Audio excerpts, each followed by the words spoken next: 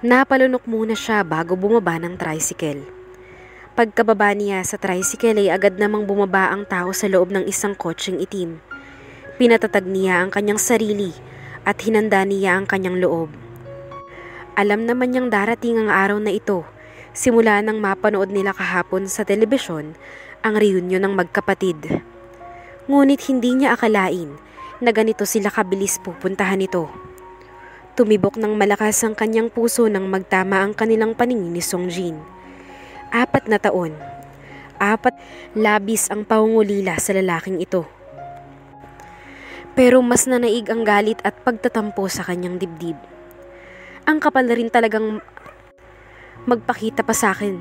Kayong dalawa kayo. Galit niyang bungad pagkaharap niya. She can feel her body shaking. Pinaglalabanan niya ang emosyong nasa loob pa rin ng kanyang puso. Ang emosyong mas matindi kaysa sa galit na kanyang nararamdaman. Kaya naman mas lalo siyang nagagalit sa kanyang sarili dahil sa kabila ng mga nagawa nito sa kanya ay heto siya at nasasabik na makita itong muli. Trixie, can we talk? I will explain. Baliw ka ba? Wala na tayong pag-uusapan pa. Umalis ka na. Naputol ang pagsasalita niya nang may isang lalaki rin ang bumaba sa kabilang kotse. Lalong bumangon ang galit sa kanyang dibdib nang makita niya ang lalaking nagpahirap sa kanya. Ilang taon na ang nakakaraan. Mukhang masaya ito sa buhay nito. Miss Trixie, sambit ni Gavin sa kanyang pangalan na parang nagpakulo sa kanyang dugo. At isinama mo pa talaga ang gunggong mong kapatid? Tumawa siya ng pagak at hindi makapaniwalang kaharap niya ngayon ang mga ito. Wala siyang naramdaman na espesyal para kay Gavin. Bakit kaya sa kanyang ex-husband ay labis ang pangungulilang naramdaman niya? Magsilayas kayo. Wala akong panahong makipag-usap sa inyong dalawa. At huwag niyo kaming guluhin ng anak ko. Pinagbagsakan niya ng pinto ang mga ito. Nagmadali siyang ikandado ang pinto. Labis ang pagkabog ng kanyang puso. Listen to me, Trixie. We need to talk. Narinig pa ni Trixie ang boses na iyon ni Songjin sa likod ng pintuan habang nakasandal siya doon. Mabilis ang tibok ng kanyang puso sa mga oras na iyon. Kakabalibag lamang niya ng pasarado ang pintuan upang magsilayas ang mga ito. Umalis na kayo bago pa ako tumawag ng mga tanod. Sigaw niya sa loob. Narinig niyang muli ang boses ni Songjin. Please, ayoko ng gulo, Trixie. I just want us to talk. Wala na tayong dapat pang pag-usapan. Umalis na kayo. Napatingin si Trixie sa kwarto ni Jinsu. Nakita niyang nakasilip ito sa pintuan at nakikinig sa kanilang dalawa ni Songjin. Alam kong malaki ang kasalanan ko sa'yo, babe. Just please listen to me. Kahit hindi mo ako patawarin, gusto ko lang makahingi ng tawad sa lahat ng ginawa ko sa'yo. Parang hindi siya makahinga sa mga sinabi ni Songjin. Kasabay ng mga sinasabi nito ang isang malakas na tunog ng kulog. Umalis na kayo, sabi eh. Hindi ako aalis dito, Trixie, hanggat hindi kita nakakausap. Pwes, manigas ka dyan. Hinding-hindi na kita kakausapin kahit kailan. Ikinandado niya ang pintuan at lumapit agad siya sa mga bintana ng kanilang apartment upang isarado ang mga kortina. Napapaiyak siya ngunit pinipigilan lamang niya. Ayaw niyang makita siya ni Jinsu na umiiyak. Punta siya sa kwarto ng kanyang anak sa ikalawang palapag at nakita niyang nakahiga ito sa kama. Nilapitan niya agad ito at niyakap ng mahigpit. Hindi kanya makukuha sa akin, anak. Sambit niya sa kanyang sariling isip. Nakapikit si Jinsu kaya inisip niyang nakatulog na ito. Hinayaan niya lang itong makatulog. 3 oras na itong natutulog habang siya naman ay nakatulala lamang sa kisame. Iniisip niya kung bakit pa sila pinuntahan ni Songjin. Nang magising si Jinsu ay tumingin agad ito sa bintana. Nakita nito si Songjin na nakatayo pa rin sa tapat ng kanilang apartment habang napakalakas ng ulan. Nakaramdam ng awa ang kanyang anak kay Songjin dahil basang-basa na ito sa labas ng kanilang bahay.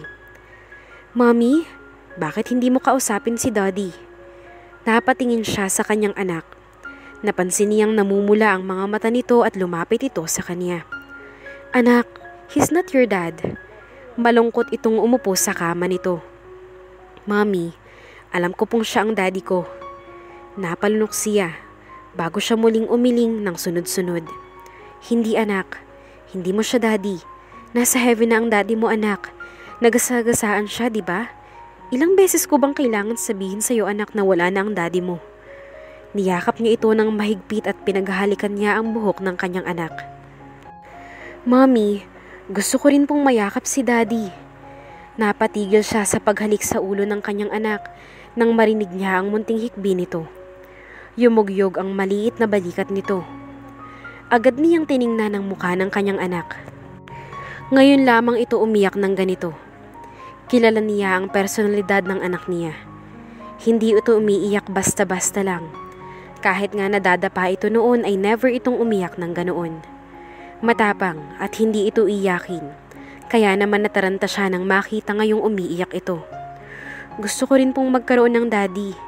Napapahikbi nitong sabi bago ito yumuko at tahimik na umiiyak. Para bang ang bigat-bigat ng dinadala nito. Parang dinudurog ang kanyang puso sa bawat hikbi ni Jinsu. Hindi niya nakikitaan ang emosyon ng kanyang anak noon.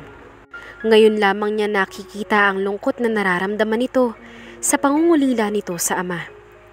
Anak, napaiyak na rin siya ng husto at muli niyang niyakap ang kanyang anak. Ang akala niya noon ay sapat na sa anak niya na single parent lamang siya at mag-isa niya itong tinataguyod.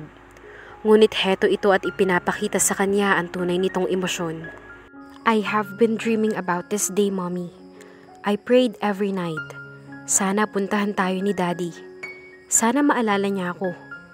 Sana bumalik siya sa family natin. Sana mabuo ang family ko katulad ng ibang pamilya. Napahagulhol ng tuluyan si Jinsu. Sa unang pagkakataon ay ibinuhos nito ang lungkot sa kakulangan ng pagkakaroon ng isang ama. Napapalakas na rin ang iyak ng kanyang anak. Inggit na inggit ako kay Chelsea at sa ibang classmate ko, Mommy, dahil may mga daddy sila. Pero hindi ko lang po yun sinasabi sa'yo, Mommy, kasi ayokong malungkot ka. Pero gustong gusto ko ring makasama ang daddy ko. Gustong gusto ko po, Mommy. Patuloy sa paggawa ang kanyang anak. Parang binibiyak ang kanyang puso sa bawat salitang sinasabi ng kanyang anak. Panay ang kanyang pag-iyak at hindi niya alam ang kanyang gagawin. Pero anak, hindi tayo mahal ng daddy mo eh. Bumalik siya, Mommy. Ibig sabihin ay mahal niya tayo. Napapikit siya at mas hinigpitan ng pagkakayakap sa kanyang nag-iisang anak. Hindi mo pa naiintindihan, anak. Can you give him another chance, Mommy? Kahit para sa akin lang? Tiningnan niya nang nagsusumamo nitong mga mata na pulang-pula na dahil sa pag-iyak nito. Ngunit kitang-kita niya ang pangungulila nito at kasabikan na makasama ang daddy nito. Tumango siya. Hindi siya selfish na tao, lalong-lalo na sa kanyang anak. Kung nais nitong makausap, mayakap at makasama ang daddy nito, ay pagbibigyan niya ito. Tumango siya. Promise mo lang kay Mami, hindi mo ako iiwan anak ha? Kasi ikaw lang ang mayroon ako. Niyakap siya ni Jinsu. I don't think Daddy will do that, Mommy. Hindi niya ako kukunin sa'yo, Mom. Hindi rin kita iiwan. Sabay silang nag-iyakan ng kanyang anak. Nakarinig na naman sila ng malakas na pagkulog sa kalangitan. Mommy, papasukin na natin si Daddy. Baka magkasakit kasi siya eh. Sige anak. Pinunasan muna niya ang luha sa mga mata ng kanyang anak bago sila sabay na bumaba upang papasukin niya si Songjin. Kinarga niya ang kanyang anak. Papapasukin niya lang ito dahil hiniling iyon ng kanyang anak. Nakayuko si Songjin habang nagpapaulan ito at nakatayo sa tapat ng kanilang bahay. Nakaramdam siya ng awa dahil 3 oras na itong nakatayo doon. Mukhang nilalamig na rin ito. Napaangat ang tingin nito sa kanilang mag-ina at para bang napaiyak ito agad nang makita nitong binuksan na niya ang pintuan. Nakatingin ito sa kanilang dalawa. Pumasok ka na dito. Pinanatili niyang seryoso ang kanyang muka kahit awang-awa na siya sa dati niyang asawa. Agad naman itong tumakbo palapit sa kanilang dalawa ni Jinsu. Nag-iwas agad siya ng tingin dahil hanggang ngayon ay kakaiba pa rin itong tumitig sa kanya. Lalo pa ngayon na parang miss na siya nito. Nanlaki ang kanyang mata dahil hahapitin sana nito ang kanyang bewang at parang balak siya nitong halikan at balak rin itong yakapin silang dalawa ni Jinsu. Napaatras tuloy siya. Hoy, anong akala mo? Pinapatawad na kita? Pinapapasok lang kita dahil baka magkasakit ka na dyan. Tumalikod siya kay Songjin, ngunit hindi ito pumasok sa loob ng bahay nila. Tinaasan niya ito ng isang kilay, habang karga niya si Jinsu na nakamasid lamang sa kanilang dalawa. Basa ako, baka marumihan ko yung bahay. Pumasok ka na at magpalit ka ng damit sa banyo. Bibigyan kita ng maisusuot. Nahihiya itong pumasok sa loob ng bahay nila, pero napako ang tingin nito kay Jinsu na karga-karga niya. Hello anak, magpapalit lang ako ng damit at mag-uusap tayo ha. Pagkausap nito kay Jinsu. Titig na titig naman si Jinsu sa daddy nito. Ang gwapo pala ng daddy ko. Sa'yo ko pala nakuha ang kagwapuhan ko, daddy. Napangiti lalo si Songjin, ngunit napansin niyang may tumulong luha mula sa mga mata nito habang nakatingin ito sa anak niya. Muli itong tumingin sa kanya at parang tumalon ang kanyang puso dahil tama ang kanyang anak. Napakagwapo nga nito lalo na nang pumasok ito sa loob ng bahay nila at naliwanagan ng ilaw ang tunay nitong muka. Magbihis ka na doon at nababaha na dyan. Pagtatry niya upang itago ang kanyang emosyon. Ngumiti ito bago ito pumasok sa loob ng banyo. Kumuha siya ng maisusuot nitong damit. Isang short na maluwang sa kanya at isang oversized t-shirt ang ipinahiram niya dito. Ang maluwang na short naman ay pwedeng unisex. Wala nga lang siyang maipapahiram na brief dito dahil hindi naman siya nagsusuot ng ganoon. Kumuha rin siya ng 2 white towels bago siya pumasok at kumatok sa pinto ng banyo. Narinig niyang nagsha-shower na ito. Iiwan ko dito sa gilid ang damit at tuwalya. Sigaw niya upang marinig siya nito sa loob. Okay, thanks babe. Napairap siya sa hangin dahil sa sinabi ni Songjin. May pa-babe pa itong nalalaman. Akala siguro nito ay okay na sila. Ngunit napatingin naman siya kay Jinsu na pangiti-ngiti habang nakatingin sa kanya. Kinilig ka yata, mom? Biro ni Jinsu sa kanya. Namula ng husto ang kanyang mga pisngi. Maupo ka. Nakataas ang kilay ni Trixie habang nasa harap niya ngayon si Songjin sa komedor. Isang pang-apat ang tao ang lamesang iyon. Katabi niya ang kanyang anak na si Jinsu. Pinasuplada niya ang kanyang ekspresyon upang huwag itong mag-isip na okay na silang dalawa. Maupo ka na. Ano pa bang hinihintay mo? Untag niya kay Songjin dahil napatingin lang ito sa kanyang muka. He cleared his throat. Basang-basa pa ang buhok nito. May hawak itong kulay puting tuwalya habang pinupunasan nito ang basang buhok nito. Saglit niyang naamoy ang bath soap na ginamit nito. Ang impakto na ito ay ginamit pa yata ang bath soap niya at mukhang inubos na nito sa sobrang bango nito. Buisit. Inis niyang sigaw sa kanyang sariling isip lamang. Lalong tumaas ang kanyang kilay. Napalunok si Songjin bago ito umupo sa tapat niya. Ngumiti ito ng kaunti sa anak nito dahil titig na titig pa rin si Jinsu sa daddy nito. Ginantihan naman ito ng ngiti ni Jinsu. Halatang sabik na sabik ang kanyang anak sa daddy nito. Kung makatitig kasi ito ay para bang ayaw na nitong kumurap. Ipapakilala kita sa anak natin, pero hindi ibig sabihin nito ay napapatawad na kita sa mga nagawa mo. I will explain. No, huwag kang abusado. Hindi na natin pa kailangan balikan ang nakaraan. Kung ano ang nangyari noon, matagal ko na yung kinalimutan. Inirapan niya ito dahil titig na titig ito sa kanya habang nagsasalita siya. Pero gusto kong magpaliwanag sa'yo, Trixie. Hindi ko kailangan ng paliwanag mo, Songjin. It's been 4 years. 4 years, 2 months, and 3 days, and 19 hours to be exact. Nais na siya nang idagdag iyon. But who's counting anyway? Siya? Hindi niya binibilang ang mga araw na magkahiwalay sila. Yun ang itinatak niya sa kanyang isip. But if you will let me explain, gusto mo bang makilala at makasama ang anak mo o hindi? Mataray niyang tanong kay Songjin. Nataranta naman ang anak niya at parang ayaw nito ang kanyang sinabi.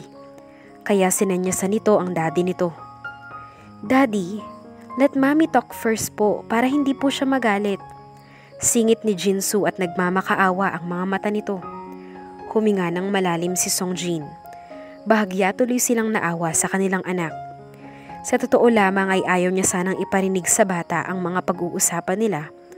Ngunit nagpumilit si Jinsu sa kanya na nais daw nitong marinig ang lahat ng kanilang pag-uusapan. Parang teenager na ito kung mag-isip at magsalita. Mas mabuti na rin sigurong malaman ni Jinsu na hindi na niya babalikan pa ang daddy nito. Okay anak, pagpapaubaya na lamang ni Songjin kahit gustong-gusto na nitong magpaliwanag sa kanya. Huminga siya ng malalim at muli niyang itinaas ang kanyang kilay. Nadidistract kasi siya sa kagwapuhan ni Songjin. Bakit ba kasi mas lalo itong gumwapo sa pagdaan ng panahon? Hindi katulad niya na parang napabayaan na ang sarili simula nang magkaanak siya. Panay anak na lamang niya ang kanyang iniintindi. Hindi na nga siya nakakabili ng mga bagong damit para sa sarili niya daw dahil mas madalas na para kay Jinsu lamang ang pinapamili niya. Pasimple tuloy niyang inaayos ang kanyang buhok. Dry na rin ang buhok niya na dating alaga sa riband. Maiksi na iyon na hanggang leeg lamang niya ang haba. Bobcat ang gupit ng kanyang buhok dahil wala na siyang oras para alagaan ang buhok niya, kaya't mas minabuti niyang paiksin iyon simula nang magkaanak siya. Papayag akong makasama mo ang anak natin para maranasan na rin ni Jinsu ang magkaroon ng ama. Pero siguraduhin mo lang na hindi mo kukuhanin sa akin ang anak natin. Dahil kahit saang sulok ka pa ng mundo pumunta, hahanapin kita at babalatan kita ng buhay. Oh, bakit ka natatawa? Pinaningkitan niya ito ng kanyang mata dahil napansin niyang napapangiti ito ng kaunti. Umiling ito at muling nagseryoso ang gwapong mukha nito. Si Jinsu naman ay tumawa, kaya tiningnan niya ito. Bakit ka rin tumatawa anak? Medyo kunot noon niyang tanong sa kanyang anak. Mami kasi, nakakatakot ka pong magsalita. Para kang serial killer sa mga movie. Napahagikik pa ito. Huminga siya ng malalim dahil nakaramdam siya ng pag-init ng kanyang pisngi. Umayos nga kayong dalawa. Seryoso tong pinag-uusapan natin, sabi niya habang namumula ang kanyang pisngi. Nakatingin lang si Songjin sa kanya na para bang nag-e-enjoy pa ito sa pakikinig sa mga sinasabi niya. Yes po mommy, daddy, behave na po tayo, makinig na po tayo kay mommy. Napangiti ng kaunti si Songjin sa anak nito. Yes sir. Kinindatan pa nito si Jinsu at mukhang aliw na aliw sa kabibuhan ng kanyang anak. Nag-iwas agad siya ng tingin kay Songjin dahil mas lalo itong gumagwapo sa pagngiti at pagkidnat nito. Makikinig na ako sa magandang mami mo. Nakatingin ito sa kanya habang may pilyong ngiti sa mga labi nito. Tumaas tuloy ang kanyang kilay. Pinigilan niyang kiligin sa pasakalya nitong maganda siya. Pinatuloy kita ngayon sa bahay namin dahil masama ang panahon sa labas. Baka tamaan ka pa ng kidlat. Konsensya ko pa. Thanks pa rin kahit inabot ng 3 hours bago mo ako papasukin. Sumama ang kanyang tingin kay Songjin. Aba, pasalamat ka nga at pinapasok kita. Kung hindi lang ako kinausap ng anak natin, hindi kita papapasukin, no? Daddy, pagalit ni Jinsu sa daddy nito bago nito haplusin ang braso niya. Mommy, relax po. Sabay silang huminga ng malalim. Tumahimik si Songjin at hinayaan itong magsalita siya. Seryoso na itong nakatingin sa kanyang mata.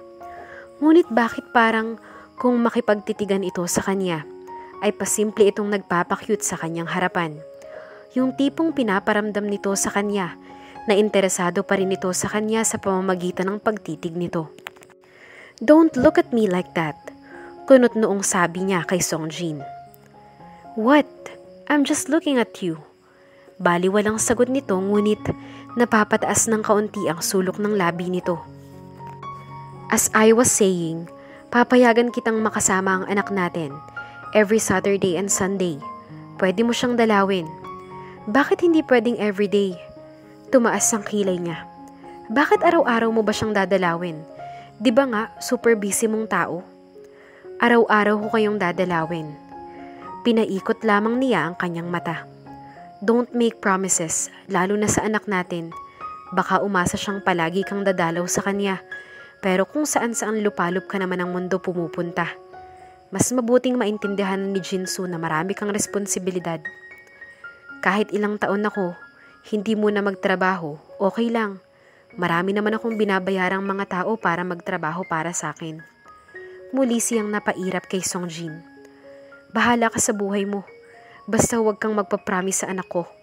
Ayokong aasa siya sa wala. Okay. Tumahimik ito at muli siyang tinitigan. Hindi siya komportable sa paraan ng pagtitig nito sa kanya. Parang may paglalandi sa paraan ng pagtitig nito. Kung gusto mo, ipa-DNA test muna ang anak ko. Pwede mo ring gawin yun. Baka kasi isipin mo na anak ni Tornia Jacob ang anak ko. May halong sarkasmo ang sabi niyang yun kay Songjin. I know the truth. Alam kong anak ko si Jinsu. You got his name from my name. Higit sa lahat, hindi naman ganyang kagwapo si Attorney Vasquez para magkaanak siya ng ganyan. Narealize ko na yung mga nangyari noon. Pero ayaw mo lang pakinggan yung side ko. Tinakpan niya ang kanyang dalawang tenga habang patuloy itong nagsasalita. Ayaw niya kasing marinig ang mga sasabihin nito. Tumingin si Songjin sa kanilang anak. Jinsu anak, ayaw naman akong pakinggan ng mami mo. Fair ba iyon anak? Lumabi pa ito na parang bata. Umiling si Jinsu. Mami, huwag ka na pong magpabebe dyan. Mag-usap kayo ng maayos ni Daddy. Napangiti naman si Songjin dahil sa sinabi ng anak nila. I wonder if you're really 4 years old anak. Napapantastiko ang sabi ni Songjin sa anak nila. Nagtaka ka pa, kanino ba siya magmamana? Napapairap niyang sagot. Sa akin syempre, right Jinsu? Tanong ni Songjin sa anak nila na lalo niyang kinainis. Yeah, when I grow up, I want to be like you po. Super handsome. Anak, sa akin ka nagmana, hindi dyan sa daddy mo. Parang bata tuloy niyang singit sa mga ito. Sa inyong dalawa po, mami. Syempre, dalawa po kayong gumawa sa akin. Nagkatingin na naman silang dalawa ni Songjin dahil sa sinabi ng anak nila. Sabay silang pinag-initan ng mga pisngi nang maalala nila ang gabi kung paano yun nangyari. Magluluto na nga lang ako. Basta yung napag-usapan natin, pwede mong bisitahin ang anak mo tuwing Sabado at Linggo. Pwede kayong mamasyal kung saan mo gusto, pero ibabalik mo siya sa akin bago mag-alas 5 ng hapon. Palagoy nyo rin akong i-update kung nasan kayo. Wait, do you mean hindi ka sasama sa amin? Kunot noong tanong ni Songjin sa kanya. Of course, ayokong makasama ka Songjin. Ang anak lang natin ang dahilan kung bakit kita kinakausap ngayon. I'm sorry, pero hindi mo na imaibabalik ang dati kahit paanong gawin mo. Naiinis siyang nag-walk out papunta sa kusina. Iniwanan niya ang mag-ama. Naramdaman niyang sinundan siya ng binata. Sinabayan siya nito sa paglalakad papunta sa kusina. Hindi naman sumunod si Jinsu at nagpaiwan lamang ito sa komedor. Hey babe, let me explain. Pakinggan mo lang sana muna ako. Kahit anong paliwanag pa ang gawin mo, hindi na magbabago ang nakaraan. Baliktarin mo man ang mundo, iniwan mo pa rin ako. Kami, hinayaan mo akong mag-isa sa kondo natin noon hanggang sa pirmahan na ng divorce. Hindi ka pa rin nagpakita sa akin. I know, sobrang tanga ko noon. But please, let me explain. Nagpakain ako sa selos at galit ko noon sa'yo. Tiniis kita. E di lumabas rin ang totoo. Tiniis mo ko. Pwes, magtiis ka ngayon. Tinulak niya ng kaunti si Songjin dahil napapadikit ito sa gilid niya habang hinuhugasan niya ang mga gulay na nakuha niya na sa refrigerator. Ngunit lumapit pa ito at hinapit nito ang kanyang bewang. Napahinto tuloy siya sa kanyang ginagawa dahil sa paghapit nito sa kanya. Niyakap siya nito ng mahigpit habang nasa leeg niya ang mukha nito. "Bitawan mo ko. Please babe, just listen to me kahit saglit lang." Bulong ni Songjin sa kanya habang nakayakap ito sa kanyang likuran. Aaminin niyang hinahanap-hanap niya ang mga haplos at yakap nito. Nangungulila siya sa yapos nito, lalo na't napakasarap nitong mangyakap. Para bang nanlalambot ang kanyang buong katawan. Mahigpit itong nakayakap sa kanyang likuran habang nakapulupot ang mga bisig nito sa kanyang bewang. Ramdam niya ang init na nagmumula sa katawan nito. Napapalunok siya sa pagyakap na ginagawa nito. Ngunit hindi na niya hahayaan pang mahulog siya sa mga bitag nito. Hindi na siya magpapaloko pa. "Bitawan mo ko," sabi. "Fine, huwag ka nang magalit." Dahan-dahan siya nitong binitawan. Ngayon lamang niya naramdaman na napakabilis na pala ng tibok ng kanyang puso at pinipigilan niya pala ang kanyang paghinga. Parang nilamig siya ng kaunti nang bitawan siya nito. Nawala kasi ang mainit nitong nakayakap kanina sa kanya. "Huwag mo nang uulitin yun, Songjin. Baka nakakalimutan mo. Hindi mo na ako asawa ngayon. Hindi mo na ako pwedeng yakapin." May halong galit na sita niya sa binata. Umatras ito ng kaunti at tila ba nag-iisip ito. Saglit itong tumahimik bago muling nagsalita. "Can we still be friends? Kahit magkaibigan na lang tayo para sa anak natin." Maya-maya ay sambit nito. Napalingon tuloy siya kay Songjin bago siya tumawa ng pagak. "Kaibigan? Ayoko nga. Hindi mo pa rin deserve maging kaibigan ko." "Fine, manliligaw na lang." Napapangiti nitong tanong dahil parang umuusok na naman ang kanyang ilong sa galit. Hinampas niya ito ng kangkong na hawak-hawak niya. Hindi ito umilag, ngunit nakangiti lamang ito. "Buwisit ka talaga. Ikaw na ang nagsabing hindi mo ako gustong maging kaibigan lang." "Excuse me? Natubigan yata yung utak mo sa ulan. Dun ka nga bago pa kita palabasin ulit sa labas." Napakamot ito sa kilay nito. "By the way, mas lalo kang gumanda at sumeksi." Mahina nitong sabi habang lumalabas ito sa kusina, kaya hindi niya narinig ng maayos. Mukhang hindi naman talaga nitong gustong iparinig iyon sa kanya. "Ano ka mo?" Kunot noong tanong niya. "Wala po. Sabi ko kakausapin ko lang si Jinsu." Napapangiti nitong sabi bago ito lumabas ng kusina. Doon pa lang, nakahinga na ng maluwag si Trixie. Hanggang ngayon ay napakabilis pa rin ang tibok ng puso niya. Naiinis siya sa kanyang sarili dahil sarili niyang karupukan ang kanyang makakalaban. Sa sarap ba naman itong mangyakap ay parang hahanap-hanapin niya iyon. Kung hindi ba naman masarap ay pinatagal niya pa muna ng 1 minuto ang pagyakap nito sa kanya bago siya nagreklamo kanina, 'di ba? "Masasabunutan talaga kita, Trixie. Gumising ka nga sa kabaliwan mo. Siya yung lalaking nang iwan sa'yo noon. Ano? Magpapaloko ka na naman? Tapos, iiwan ka na naman?" Tanong niya sa kanyang sarili. "Mommy, Daddy said he doesn't have a girlfriend. Pareho po pala kayong single." Napalunok tuloy ang kanyang kinakain nang marinig niya ang sinabi ng kanyang anak. Kasalukuyang naghaharutan ng dalawa sa living room, samantalang mag-isa siyang kumakain sa komedor. Pinauna niya kasing kumain ang mga ito kanina nang linuto niyang sinigang na baboy. Ayaw niyang makasabay sa hapagkainan ang lalaking iyon. Kasabay nitong kumain si Jinsu kanina habang nasa loob siya ng kanyang kwarto. Lumabas lamang siya nang makaramdam siya ng gutom. Naaabutan niyang nag-uusap at naglalambingan ng mag-ama sa living room nila. Saglit siyang natigilan pagkakita niya kay Songjin at Jinsu na naghaharutan. Kinikiliti ni Songjin ang anak nila na panay ang hagik-hik sa tuwa. Halatang napakasaya ni Jinsu sa mga oras na iyon. Somehow ay nakaramdam siya ng tuwa para sa kanyang anak na si Jinsu. Nilagpasan niya lamang ang mga ito. Kahit na Nagtatama ang kanilang paningin ni Songjin ay dumiretso pa rin siya sa komedor upang kumain. Ngunit habang kumakain siya ay natatanaw niya pa rin ang mga ito.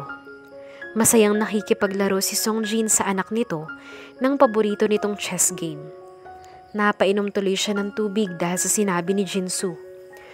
"Mommy, did you heard me po?" Medyo sigaw ni Jinsu upang makumpirma nito kung narinig ba niya ang sinabi nito kanina.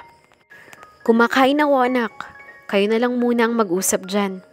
Sabi na lamang niya upang pagtakpan ang pagbilis ng tibok ng kanyang puso. Ano naman kung single ito? Wala naman siyang balak makipagbalikan dito. Higit sa lahat, naging sila ba? Ipinilig niya ang kanyang ulo at ipinagpatuloy na lamang ang kanyang pagkain. "You know, Daddy, walang nakakaligaw kay Mami dahil ayaw magpaligaw ng Mami ko. Maybe, hinihintay talaga niyang bumalik ka." Nanlaki ang mata ni Trixie sa muling sabi ng anak nila at muntik po siyang mabalunan. "Anak, stop it. Kung ano ang sinasabi mo dyan sa daddy mo, baka maniwala yan." Naiinis niyang sita kay Jinsu. Ngayon lang kasi ito naging ganito. Para bang gusto nitong maging maliit na kupido sa kanilang dalawa ng kanyang dating asawa. Napahagikik naman si Jinsu at binaliwala nito ang kanyang sermon. Samantalang nakangiti lamang si Songjin bago nito ginulo ang buhok ng kanilang anak. "Binantayan mo ba si Mommy for me?" Tanong ni Songjin, kaya napaikot ang kanyang mata sa ere. "Yes po, Daddy. Ayoko ng ibang daddy eh. Ikaw lang ang gusto ko." "Good boy." Hinalikan ni Songjin ang pisngi ng kanilang anak bago nito niyakap si Jinsu. Hindi na niya matiis ang dalawa, kaya tumayo na siya upang iligpit ang kanilang pinagkainan. Napataas ang kilay niya nang magtama ang kanilang paningin ni Songjin. Napapangiti ito at mukhang masaya itong malaman na hindi pa siya nagkakanobyo simula nang maghiwalay sila. Inirapan niya ito kahit dumadagundong na sa tibok nito ang kanyang puso. Hinugasan niya ang pinagkainan niyang nakataob na ang mga platong ginamit ng mag-ama. Mukhang hinugasan na iyon kanina si Songjin. Mabuti naman at naghugas ang impakto. Pasalamat nga siya at pinagluto ko pa siya ng ulam. Pagkatapos niyang maghugas ay lumapit siya sa mga ito upang kargahin si Jinsu. Akmang kakargahin niya ito nang magreklamo ito. "Mommy, I want to sleep with Daddy tonight." Napakunot ang kanyang noo sa munting hiling ni Jinsu. "No anak, next time na lang kayo matulog ng daddy mo. Wala akong katabi anak pag siyang tinabihan mo." Kinarga na niya si Jinsu. Alam niyang nakamasid lamang si Songjin sa kanya habang kinakarga niya ang bata. Walang ibang kwarto sa apartment nila. Nag-iisa lamang ang kwartong mayroon doon, kaya hindi pwedeng matulog si Songjin sa kanilang kwarto. Patutulugin lamang niya ito sa sofa. "Pero Mommy, I want to sleep with Daddy. Please Mom." Nag-uumpisa ng umiyak si Jinsu. Naninibago siya sa kanyang anak. Parang nagiging emosyonal ito simula nang dumating sa buhay nila si Songjin. Hindi sinasadyang napatingin siya kay Songjin. "Hindi pwede anak." Tuluyan ang napalabi ito at umiyak. "Gusto ko pong katabi ko si Daddy. Natatakot ako baka pagising ko bukas, wala na naman siya." Natahimik silang dalawa ni Songjin dahil sa pag-iyak ni Jinsu. Pareho nilang naramdaman ang lungkot sa bawat salitang sinabi nito. Yumakap si Jinsu kay Songjin. "Daddy please, tabihan mo kami ni Mommy sa pagtulog. Ayokong mawala ka ulit Daddy. Please po." Umiiyak at tumitigil sa pagsasalitang iyak ni Jinsu. Napatulala na lamang si Trixie sa mga ito. Parang may kirot siyang nararamdaman sa kanyang puso. Awang-awa siya sa kanyang anak. Nalungkot rin siya sa posibilidad na iwanan silang muli ni Songjin. Paano na nga ba ang anak nila? Paniguradong masasaktan iyon kapag nangyari ang kinatatakutan nito. "Anak, hindi naman ako mawawala. Hindi na ako mawawala sa inyo ng mommy mo. Go to bed na anak. I will sleep here tonight. Pagising mo bukas ay nandito pa rin ako at hindi na kita iiwan." Seryoso at buong pagmamahal na sabi ni Songjin sa anak nila. Napaiwas siya ng tingin sa mga ito. May kakaiba siyang naramdaman sa mga sinabi ni Songjin. Para bang totoong-totoo iyon at walang halong pangbobola para sa kanilang anak. Pero Daddy, I really want to sleep beside you po. Matagal ko na pong pangarap na magkatabi tayo. Tayo nila Mommy. Napalunok siya. Tumingin si Songjin sa kanya na para bang tinatanong nito kung maaari niya bang pagbigyan ng hiling ng kanilang anak.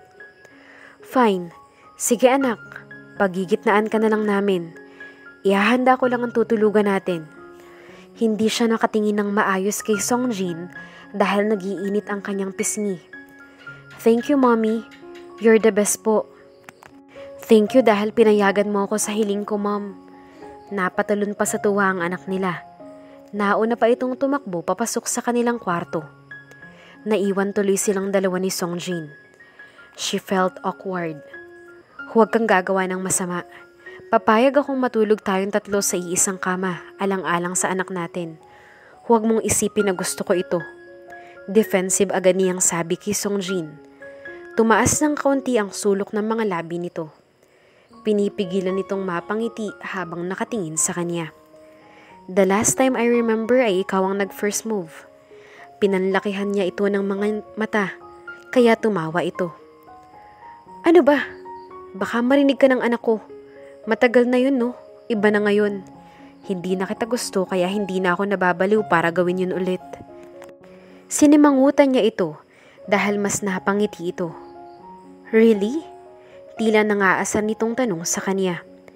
Hindi na niya ito sinagot. Bagkus ay iniwanan niya ito doon. Sinundan na niya ang kanyang anak. Wala na siyang masabi kaya pumasok na lang siya sa banyo upang maghilamos na at magsipilyo. Nakagawian na kasi niyang maghilamos at magsipilyo bago siya matulog. Inis na inis pa rin siya habang nagsisipilyo siya. Labag talaga sa kanyang loob ang makasama sa iisang kama si Songjin. Ipinilig niya ang kanyang ulo. Kung ano-ano tuloy ang kanyang naiisip. Hindi niya ugaling maglagay ng baby cologne tuwing matutulog siya ngunit sa pagkakataong iyon ay nagwisik siya ng kaunti. Baka kasi isipin niyang mabaho ako. Depensa niya agad sa kanyang sarili. Paglabas niya sa banyo ay natutulog na si Jinsu habang yakap-yakap ito ni Songjin. King size bed ang kanilang kama. Malaki at kasyang-kasya siya lang tatlo. Napalunok siya nang magtama ang kanilang paningin ni Songjin. Parang liti siya sa paraan ng pagtitig nito sa kanya. Sinimangutan niya ito bago siya nahiga sa tabi ni Jinsu. Ngunit nakatingin pa rin si Songjin sa kanya. Ano ba? Huwag mo nga akong tingnan ng ganyan. Sita niya kay Songjin na halos pabulong lamang dahil marinig sila ng kanilang anak at baka magising ka ito. Maganda ka pa rin. May halong paglalambing ang tono ng boses nito na nakakapanghina sa kanyang katawan. Napalunok ng ilang beses si Trixie nang maramdaman niyang hinahaplos ni Songjin ang kanyang buhok. Nakapikit lamang siya ngunit hindi pa siya nakakatulog. Pinigilan niya ang sariling mapakagat-labi nang haplusin nito ang kanyang pisngi. Alam niyang malalim na ang gabi at kanina pa siyang hindi makatulog dahil nasa iisang kama lang silang dalawa ni Songjin. Ang lalaking kailanman ay hindi niya lubos maisip na makikita niya pang muli. Trixie, narinig niya ang baritonong boses nito na tinatawag ang kanyang pangalan. Mahina lamang iyon upang hindi marinig ng kanilang anak na himbing nang natutulog. Dahan-dahan niyang iminulat ang kanyang mga mata, kasabay ng muling paglunok niya. Nagtama ang kanilang paningin ni Songjin. Kahit may namamagitan sa kanilang dalawa ang kanyang anak, hinaplos nitong muli ang kanyang pisngi. Naramdaman niya ang mainit nitong palad sa kanyang pisngi na nakakapanghina, dahilan para mapakagat-labi siya. She can feel the pleasure in her eyes. Para bang kanina pa ito, katulad niya. Sino ba naman ang hindi? Isang bata lamang ang namamagitan sa kanilang dalawa. Kitang-kita niya rin ang mga muscle nito sa braso habang nakahiga itong patagilid. Kanina pa niya nais haplusin iyon ngunit pinigilan lamang niya ang kanyang sarili. Bakit? Pabulong na tanong niya. Hindi ito sumagot. Pinagkatitigan lamang siya nito bago ito bumangon. Inusog nito sa bandang gilid ang anak nilang si Jinsu na nahilik pa sa sobrang himbing ng pagkakatulog. Napapalunok lamang siya habang pinagmamasdan niya ang ginagawa ni Songjin. Ano bang ginagawa mo? Mahina niyang tanong kay Songjin dahil nakipagpalit ito ng pwesto. I want to sleep next to you. Nakahigit pa rin na ang kanyang hininga, lalo na nang lumapit ito sa kanyang tabi.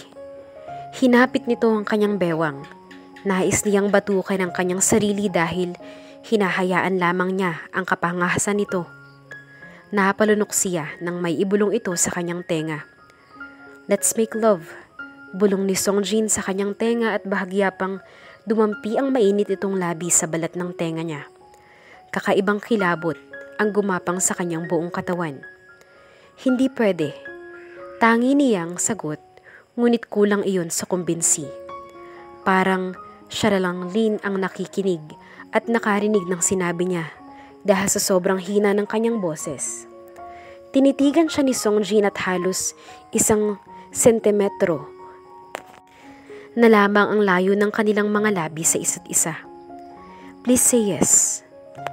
At hindi inaasahan ni Trixie ang nangyari ng gabing iyon. Mami, gising na po. Napabalikwas si Trixie nang maalimpungatan siya. Sa wakas, Mami, nagising ka rin. Kanina ka pa po umuungol, Mami. Nasapo niya ang kanyang ulo nang ma-realize niyang panaginip lamang ang kanilang mainit na pagtatalik ni Songjin. Ni hindi man lamang niya napansin ang panahong iyon. Good morning. Mukhang masarap yung panaginip mo ah. Pangasar pa nito sa kanya. Naku anak, sorry. Hindi mo dapat yun narinig. Napanaginipan ko lang kasing sinasakal ako ng daddy mo. Halos magkanda bulol-bulol ang kanyang sinabi para lamang mailabas ang kanyang hiya. Hiyang-hiya rin siya sa mga oras na iyon at parang gusto na lamang niyang magpahigop sa ilalim ng lupa. Lalo at mukhang tuwang-tuwa si Songjin sa nakita nito. Breakfast is ready na po. Si daddy po ang nagluto. Naka-school uniform na si Jinsu at mukhang nakaligo na rin ito. Napatingin tuloy si Trixie sa orasan. Mag-aalas 8 na pala ng umaga. Napasarap kasi ang tulog niya dahil kakaibang panaginip ang nangyari. Ang buong akala niya pa naman ay tunay iyon. Sasama ako sa paghatid kay Jinsu sa school. Inarapan niya na lamang si Songjin dahil may pilyong ngiti pa rin ang mga labi nito. Ano kayang narinig nito? Fine. Pagtataray pa niya dito. Bumangon na siya upang makapag-almusal at makapaghilamos.